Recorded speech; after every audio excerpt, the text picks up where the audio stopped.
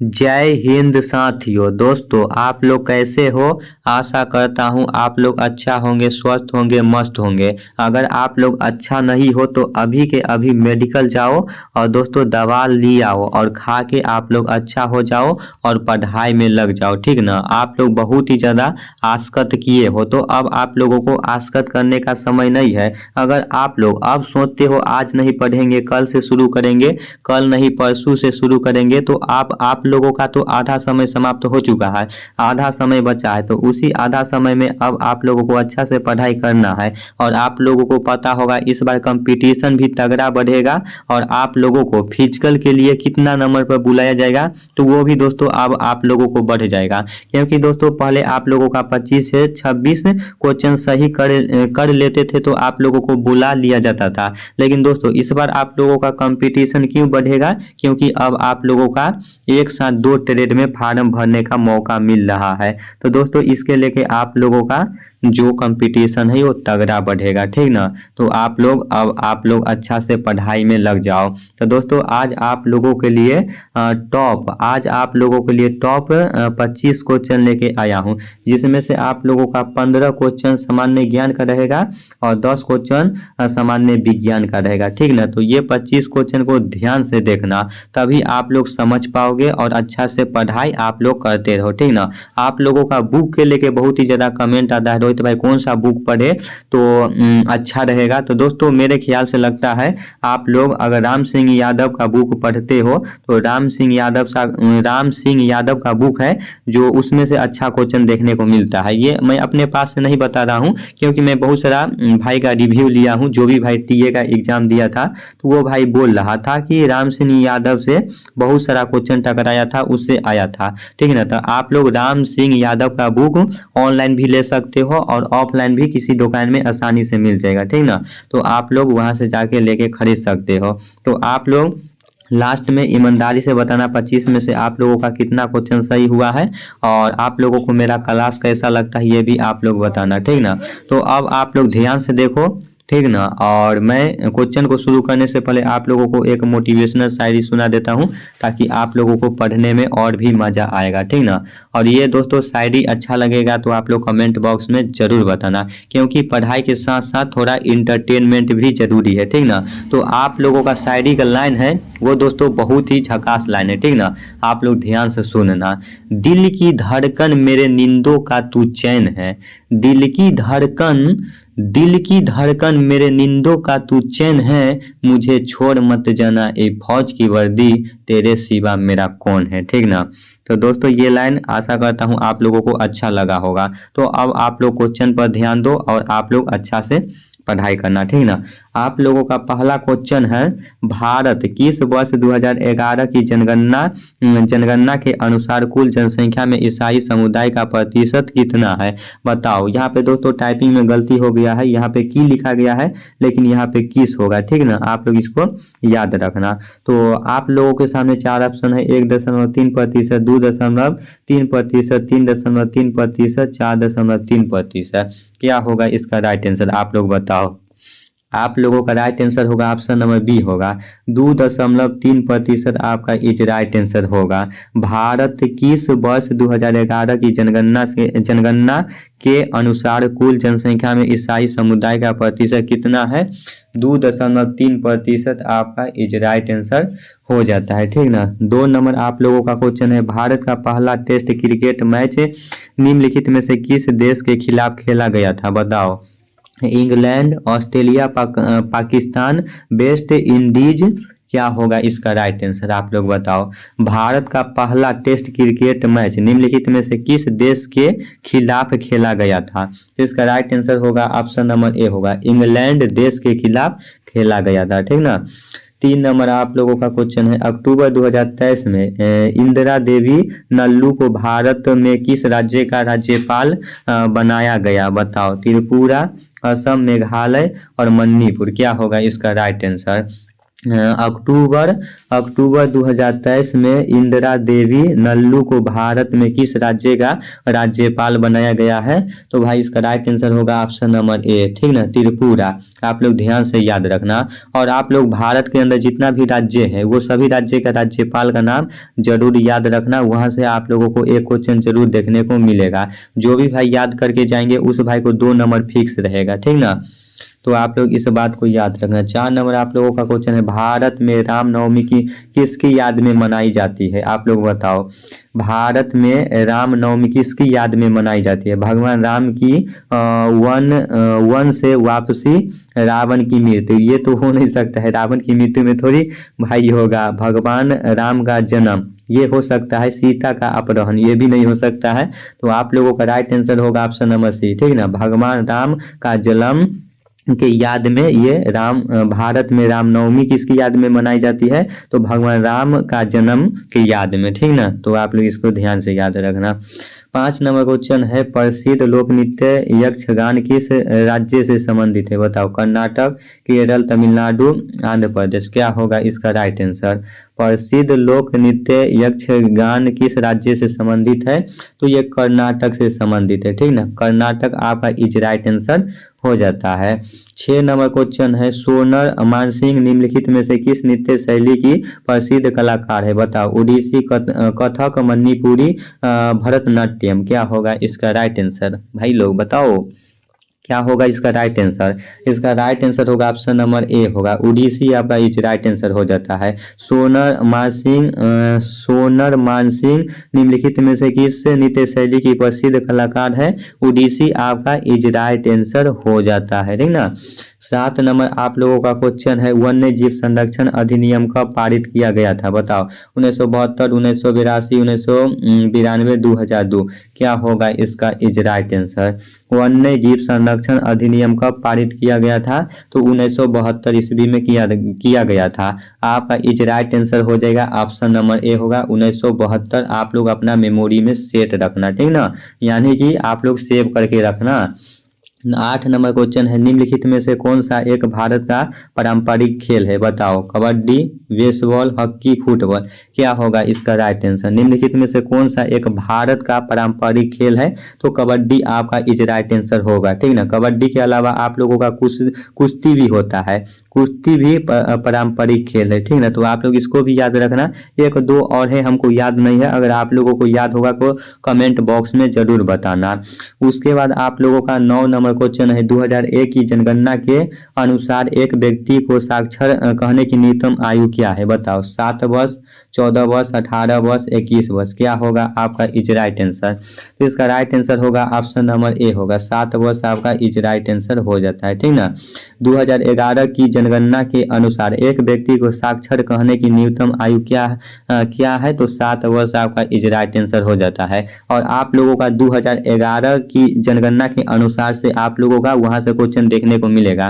तो 2011 की जनगणना के अनुसार से आप लोग हर एक क्वेश्चन याद रखना, ठीक ना। 100% मैं बोला हूँ, वहां से क्वेश्चन कोई ना कोई शिफ्ट में देखने को जरूर मिलेगा। ओके। 10 नंबर क्वेश्चन है, वर्तमान में सर्वोच्च न्यायालय में न्यायाधीशों की संख्या बढ़कर कितनी हो गई है? बताओ, वर्तमान में सर्वोच्च न्यायालय में न्यायाधीशों की संख्या बढ़कर कितनी हो गई है? 26, 28, 30, 34। क्या होगा इसका राइट आंसर? तो इसका राइट आंसर होगा ऑप्शन नंबर भाई डी होगा, ठीक ना, यानी कि 34 आप लोगों का इज राइट आंसर हो जाता है। वर्तमान में सर्वोच्च न्यायालय में न्यायाधीशों की संख्या बढ़कर कितनी हो गई है? तो 30 संख्या हो गई है। आप लोग ध्यान से याद रखना। 11 नंबर आप लोगों का क्वेश्चन है, 2023 में एकर पैरा एशियाई खेल स्पर्धा में 2 स्वर्ण पदक जीतने वाली पहली महिला कौन बनी है? बताओ, शीतल देवी, नीमा रानी, सरिता देवी, इनमें से कोई नहीं। ये तो सभी भाई को पता होगा। इसका इज राइट आंसर क्या होगा, क्योंकि ये हाल फिलहाल में ही हुआ है, ठीक ना। 2023 में एकर पैरा एशियाई खेल स्पर्धा में 2 स्वर्ण पदक जीतने वाली पहली महिला कौन बनी है? तो इसका राइट आंसर होगा ऑप्शन नंबर ए, शीतल देवी आपका इज राइट आंसर हो जाएगा। आप लोगों को शीतल देवी के बारे में पता होगा, इनका 2 हाथ नहीं है, ठीक ना। आप लोगों को तो वो भी 1 हाथ रहता है, लेकिन इनका 2 हाथ नहीं है। फिर भी ये जो तीर का निशाना लगाते हैं वो एकदम सही लगाते हैं, ठीक ना, बीचों बीच लगता है। तो इनका जो खेल का है जो निशानेबाजी से है, ठीक ना। तो आप लोग इसको भी अच्छे से याद रखना। 2023 में एक पैरा एशियाई खेल स्पर्धा में 2 स्वर्ण पदक जीतने वाली पहली महिला कौन है? तो शीतल देवी आपका इज राइट आंसर हो जाता है। आप लोगों के पास 2 हाथ है, 2 हाथ है, 2 पैर है, फिर भी आप लोग कुछ नहीं कर पाते हो। और शीतल देवी के बारे में आप लोग देखो, इनका 2 हाथ नहीं है, फिर भी ये जो तीर जो निशाना लगाते हैं निशानेबाजी, वो एकदम सटीक निशाना जाता है भाई, एकदम टारगेट टू टारगेट जाता है। तो आप लोग सोचो भाई वो कैसा इंसान है, ठीक ना। तो भाई उनका 2 हाथ नहीं है तब वो कर सकते हैं, तो आप लोगों के पास तो दो हाथ 2 पैर सब कुछ है, तो आप लोग आसानी से कर सकते हो, ठीक ना। वो भी इंसान है, तुम भी इंसान हो, अगर मेहनत करोगे तो सब कुछ हासिल कर सकते हो। 12 नंबर क्वेश्चन है, निम्नलिखित में से कौन सा युद्ध वर्ष 1761 में हुआ था? बताओ, निम्नलिखित में से कौन सा युद्ध है जो 1761 ईस्वी में हुआ था?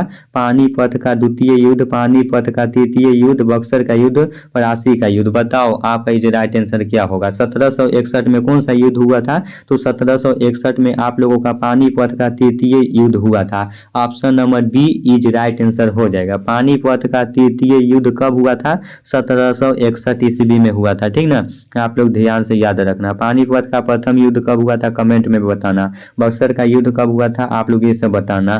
13 नंबर क्वेश्चन है, अंतर्राष्ट्रीय अहिंसा दिवस कब मनाया जाता है? 2 अक्टूबर, 15 अक्टूबर, 22 अक्टूबर, 15 नवंबर। बताओ इसका राइट आंसर क्या होगा? अंतर्राष्ट्रीय अहिंसा दिवस कब मनाया जाता है? तो इसका राइट आंसर होगा ऑप्शन नंबर दो, ठीक ना। ऑप्शन नंबर 1 होगा, 2 अक्टूबर को मनाया जाता है। अंतर्राष्ट्रीय अहिंसा दिवस कब मनाया जाता है? तो 2 अक्टूबर को मनाया जाता है, और 2 अक्टूबर को गांधी जयंती भी मनाया जाता है। तो आप लोग इसको भी याद रखना। 14 नंबर क्वेश्चन है, त्रिपुरा का मुख्यमंत्री कौन है? बताओ, त्रिपुरा का मुख्यमंत्री कौन है? अमित शाह, राजनाथ सिंह, नितिन गडकरी, मानिक शाह। क्या होगा इसका राइट आंसर? तो त्रिपुरा का जो मुख्यमंत्री है वो आपका Manik Shah is right answer हो जाता है। त्रिपुरा का राज्यपाल कौन है? आप लोग कमेंट बॉक्स में बताओ। त्रिपुरा का राज्यपाल, ठीक ना।